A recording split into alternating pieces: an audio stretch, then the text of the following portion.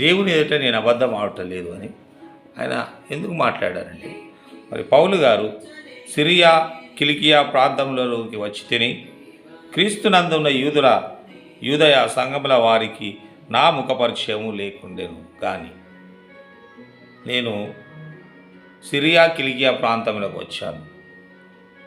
మరి క్రీస్తునందున్న యూదయ సంఘముల వారికి నా ముఖపరిచయము లేదు. నేను ఎవరినో వారికి తెలియదు, కానీ వారికి ఒకటి తెలుసు, మునుపు మనలను హింసపెట్టిన వాడు తాను పూర్వమందు పాడు చేయుచు వచ్చిన మతము అనగా విశ్వాసం, ఆ యొక్క మతమును ప్రకటించుచున్నాడనే సంగతి వారు విని, మరి యూదయ సంఘం వారు విన్నారు.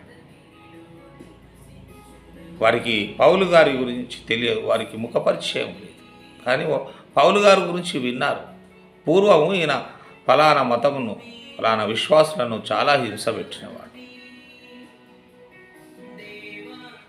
దేవుని నామమును దూషించినవాడు, హింసించినవాడు, అనేకులను జైళ్ళల్లో చెరసాల్లో వేయించిన ఈ సౌలు గారు అని వారు ప్రకటించుచున్నారు. మరి ఇప్పుడు దేవుని వాక్యమును ప్రకటిస్తున్నాడు, సువార్తను ప్రకటించున్నాడు.